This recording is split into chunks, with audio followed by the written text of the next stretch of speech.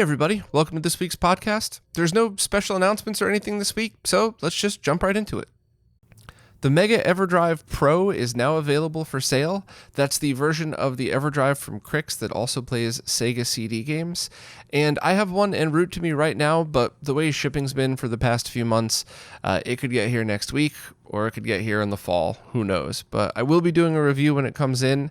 I'm certainly going to check it out first and kind of spend some time with it just to get a feel for it and then put the review up. That way I could get something really accurate. And of course, Crix is constantly doing firmware updates for all of his carts, including very old ones. So maybe it's a good thing that it's taking a little while to get mine. Maybe there'll be some launch day bugs ironed out before I even get mine. But as soon as I do, I'll definitely keep everybody updated and post a review. Mike Chi just announced the RetroTINK 2X Mini. This is a device that's going to replace the RetroTINK 2X Classic in the Tink product lineup, and this only has S-video and composite video inputs as well as audio. This one also has the same smoothing filter as the other RetroTINK products, but not scan lines like the Pro Edition. It's going to sell for $70 and come with an S-video cable that's compatible with all of the SNES multi-out consoles. So I think this really is the perfect roundup of the RetroTINK line of products. You have this entry-level one for anybody who just wants to take their old consoles, use the cables it came with, and play it on a flat panel TV with zero lag. I think that's an awesome solution, and I really think there's a lot of things about that just makes it easier for people to start out in gaming like this.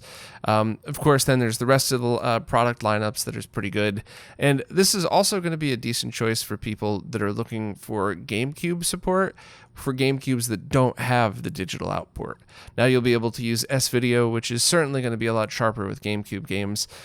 As for N64 users, if you already have a RAD2X, I think I showed pretty clearly in that video that while in almost every other case imaginable, S-video versus composite is a pretty huge difference, in the very specific use case of N64's graphics on, converted to 480p on an average TV these days that scales to 4K, not really that big of a difference in that one scenario, especially if you have that smoothing filter on, which for N64 I always recommend. I think that looks really awesome. So if you already have a RAD2X for your N64, I wouldn't sell it for this one. But if you were waiting on a new product or if you hadn't bought it yet, I mean, why not, right? Even if it's not that big of a difference, now you get that tiny little performance boost, and you could also use the same setup on your GameCube, your SNES, whatever else. So overall, always been a big fan of the RetroTINK line of products. They just do what they say they're going to do, which is awesome. Zero lag, line doubling to 480p, smoothing filter that works on 480i that makes 480i almost no flicker at all. I really enjoy that filter for that stuff. So really looking forward to testing it as well as seeing what else Mike has to offer. EposVox just interviewed the person who invented the NDI protocol, and while NDI doesn't directly relate to retro gaming yet, I think it's a really amazing piece of software that can do a lot of things. Adam goes into pretty deep detail about this stuff in the interview, and the whole time I was thinking of how cool it would be to have retro products that could encode uncompressed original 240p video over NDI. So 240p is not a very large stream, or not going to be a large bandwidth stream, even fully uncompressed with no compressed colors.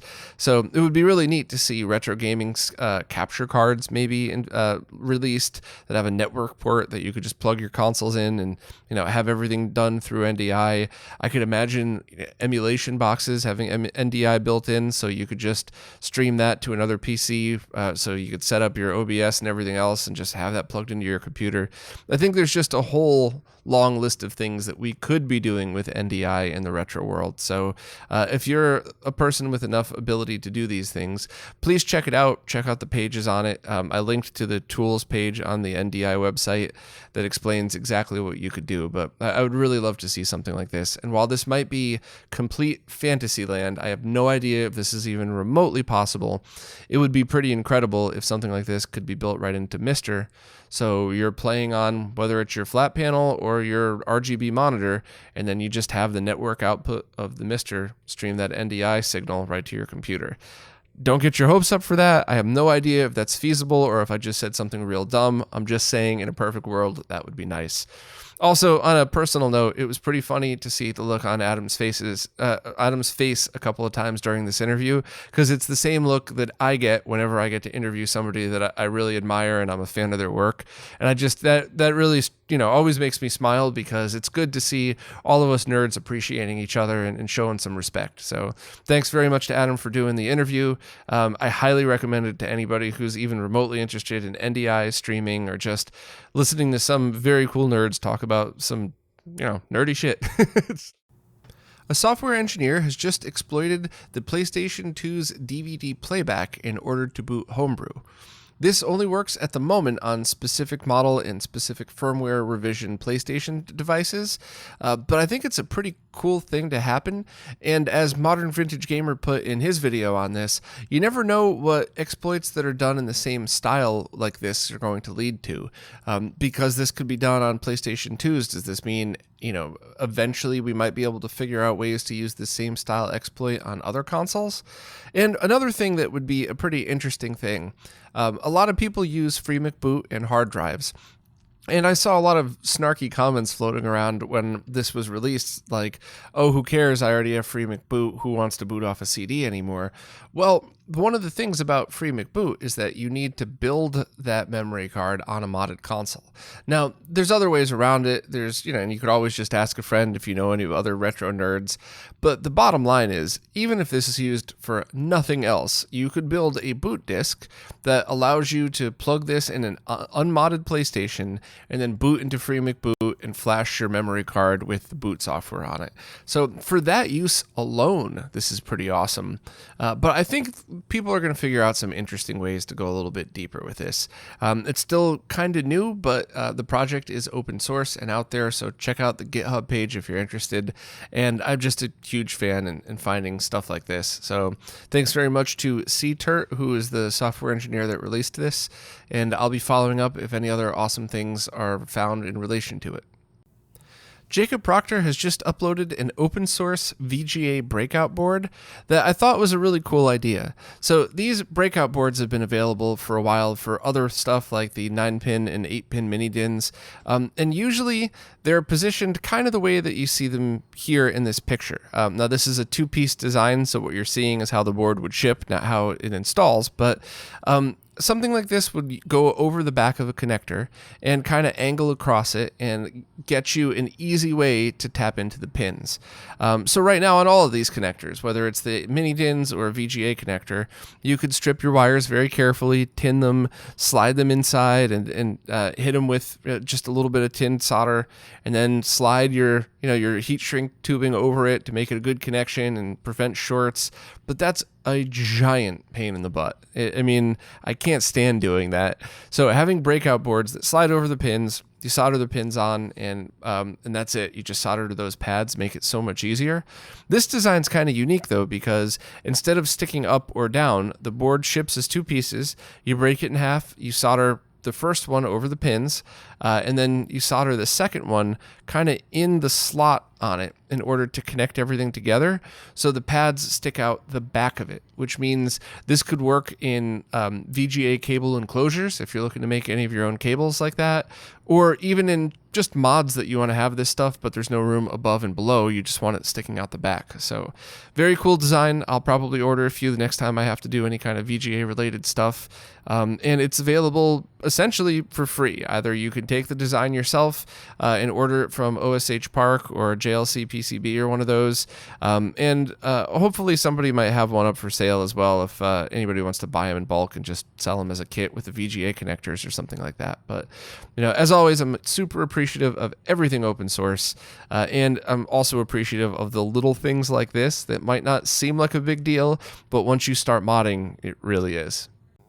The Super Game Boy core for the SD to SNES or FXPak Pro has just been updated, and the developer has released the code as open source on GitHub. Also, the other developer who did the firmware with save state support said that they plan on merging the two together so that you could have one unofficial firmware with save states and Super Game Boy 2 support. Of course, all of this stuff will eventually get mixed into the main firmware, but I do think it's good that Akari leaves that alone so it's super stable. And then, as these new things get built in, anybody who wants to can test them, and then once they're stable, then it gets mixed in with the main firmware. But I tried this right when it was released, and I thought it was really cool. I gushed over it last time I talked about it, and it's very awesome to be able to just play Game Boy games right there on the Super Nintendo without any other ROM cart, that same ROM cart, but also be able to use the different borders from Super Game Boy 2 and all that stuff. So very, very appreciative to the developer for open sourcing this and giving this to people, and I'm really looking forward to seeing what they do with it. Just a very quick update for people that were concerned. The website for the developer that makes the 3DO optical drive emulators has changed. I guess they must have let the domain expire or something, but the old domain doesn't work. But the new domain does work. So a bunch of people were concerned that, hey, did the developer disappear? Are they still selling it? Can you still get support? But apparently everything's the same. It's just 3do-nemo.com. It's Mnemo. I think it's pronounced Nemo. Sorry, everybody knows how terrible I am at pronunciations. So everything still should be exactly as it was. I've always heard mixed stories about that developer, but I bought the 3DO optical drive emulator. It arrived to me in like a week and a half, and it works fine. The only thing I never really got working or never figured out was 2-disc support, but a bunch of people tell me it already works. So I guess I gotta maybe play through Night Trap or something, and when it says insert disc 2, try opening the tray and getting into the menu or something. But please correct me if I'm wrong about that. I haven't spent too much time with it yet. I'm looking forward to it. I just would really like to know how to deal with the 2-disc stuff. But anyway, if you were interested in what was going on with that website, the developer's still there. It's just a different URL. I just released a video that compares a few different SCART switches that I had access to, and while that video is pretty self-explanatory, there is a few things I'd like to add. I know some people enjoy hearing the behind-the-scenes stuff, and it drives other people crazy, but I think most of this stuff's relevant. First and foremost, I said right in the beginning of the video, I had access to a few switches. Some people offered to send me some, and I had no intention of doing tests on every SCART switch out there, because it would have been a 2-hour-long video that said the same thing. So I hope I was able to teach people the same way that I performed these tests, so that anybody that has their own switch or wants to test something could follow the same basic procedures to figure it out. And also, there was a problem with my video capture setup, but it didn't affect what I was talking about. I always appreciate when people, I don't want to use the word nitpick because I appreciate it, but when people really dig in and kind of point out all the little things that are going on with these captures, because in stuff like this, you really should get it as good as possible. But what ended up happening was something in my setup chain on the digital side was causing speckles. So the analog interference in the blue area, or lack of interference in the cases of the switches that I talked about, that would have been unchanged regardless, but you did see speckles in it. I'm using a brand new, supposedly good cable going from my OSSC to my data path. I ordered new data path cards because maybe my E2S is bad or something. I don't think so, but who knows? And of course, with shipping nowadays, they're still en route to me. And with these videos, if I waited to get everything perfect, I would never release a video. So you just got to kind of call it at some point. And my decision to just let the blue screen or the blue background in those captures really still speak for themselves, so I kind of just let that one go. Other than that, everything else kind of lined up with what I was saying. I messed up a little bit on talking about the sync on green stuff with the G-SCART switch, but anybody that needs that feature already knows exactly what it's like. And Phone Dork surprised the heck out of me with a hilarious addition to this video that I really enjoyed very much this morning when I watched it. That just to remind everybody that if you have an original G-SCART switch, the input that's closest to the dual output ports is what the switch always defaults to no matter what. Which means if you have something that's component video or sync on green and you leave it in that port, as long as no other console is powered on, it will pass whatever it's being sent through. When Super G moved on to the G-SCART switch Lite, the detection was for all ports. There was no default, and it didn't support component video or sync on green. But now the latest switch does on all the ports. So I will have the link to the Phone Dork video at the bottom of this. It was very funny. Definitely put a giant smile on my face. So anybody who wants that stuff, or anybody that's into that stuff and wants some more info on the switches, check that one out. And that's pretty much it. You know, I was kind of hard on the SCA 101 just because if you don't know what you're doing, just like so many other tools in retro gaming, you could do some damage to your equipment. However, if you just leave it unplugged and use it as a basic switch, it's freaking awesome, and it's both JP21 and SCART, which is the only switch I've ever seen that supports both at the same time. And if you do know what you're doing, there's a lot of cool things you could use this for. So please check out the video. Please be safe with that too. You definitely don't want to plug that directly into an OSSE and flip all the options on or something. But I was very impressed with it. I talked a lot with the creator Ashen. I talked through a translator, if you will, and he just seems like somebody that really cares about the quality of his products. You know, when I pointed out the whole thing about the red short, they immediately dropped what they were doing to help. It wasn't, screw you, Bob, you don't know what you're talking about. It was the opposite. It was, you know, how can we help? Let's get this working. Oh, okay, it's the only time I've ever seen that, but I'm going to fix it anyway in production just in case. So I have other products of theirs that I'll be testing. I don't know when, because I have such a far backlog at this point, but that's definitely a developer to keep your eye on, because I think there's going to be a lot of cool products coming out of there. The Retro Hour podcast just reviewed the Warp 1260 accelerator board from CS Labs, and that's a card meant for the Amiga 1200 that adds a ton of unheard of functionality to it.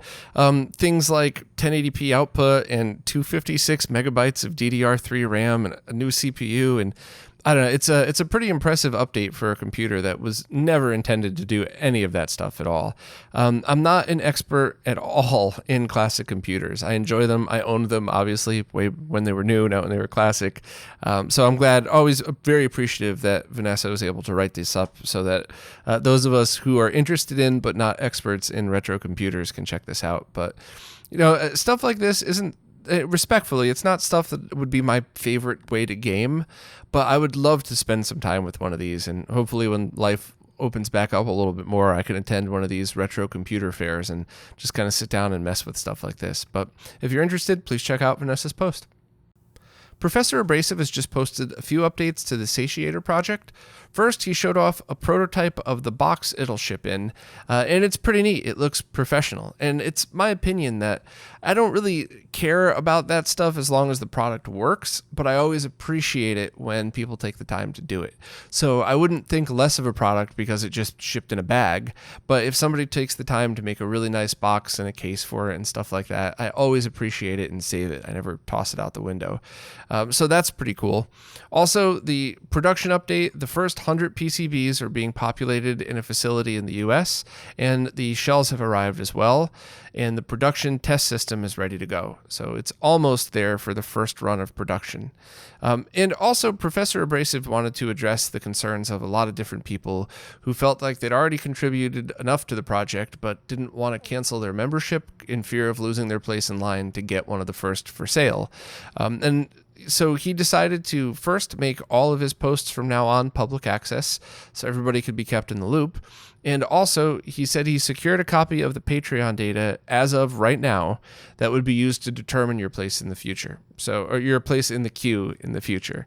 So if you decide, hey, enough's enough, I've supported for long enough and it's still not ready yet, you could go ahead and cancel your Patreon membership, and you still, as of now, will have the ability to early purchase just like the rest of the members or subscribers, whatever you would like to call them.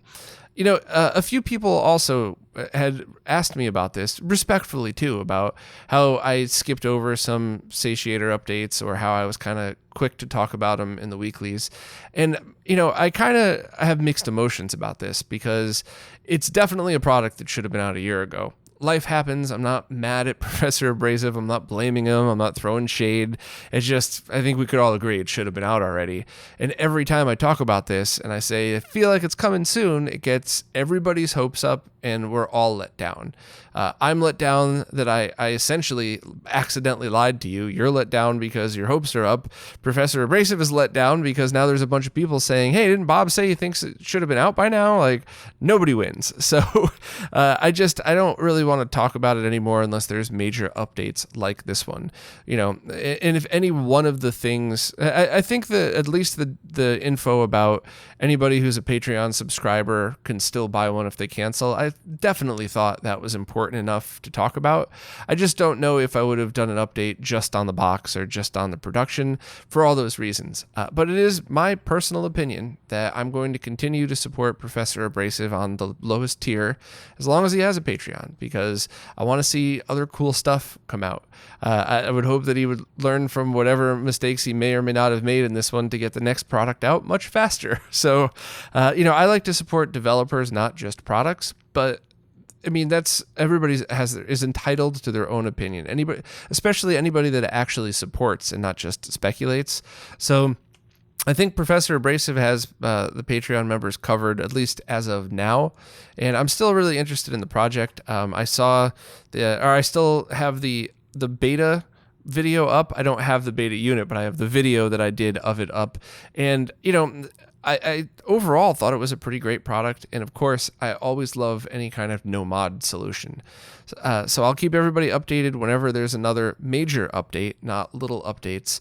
And let's all cross our fingers and hope the next update is they're up for sale. The team behind the RGB-Pi just released a device that's kind of a do-it-yourself kit for anybody looking to use the Raspberry Pi for emulation. Now, their first product was that cable that plugged directly into the Pi that gets direct SCART audio and video output, which is probably the easiest way to get RGB SCART out of a Raspberry Pi. Then their second product was the JAMA version of that, which plugged directly into arcade machines that I've tested and I really liked. I never got a chance to make a video on that yet, but I will. And this one is a little bit different. It's the same type of technology, and it's also a hat, but it breaks out all of the different pins for each of the arcade controls, as well as 5 volts and video. So if you wanted to wire this yourself into some kind of arcade machine, you could do that and not have to use pre-existing standards.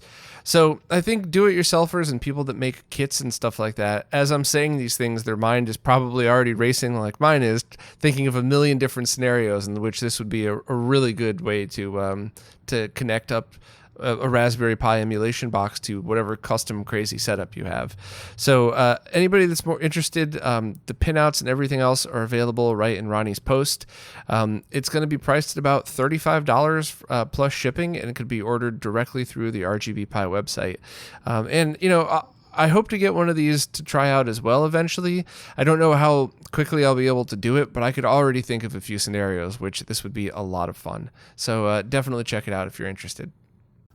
Well, that's it for this week. As always, thanks so much to everybody that watches and listens, and of course, thank you so much to everybody that supports on Floatplane and Patreon, as it's your support that keeps this weekly podcast, all the behind-the-scenes research, and all the other craziness that I'm involved in going. So thank you all very much, and I'll see you next week.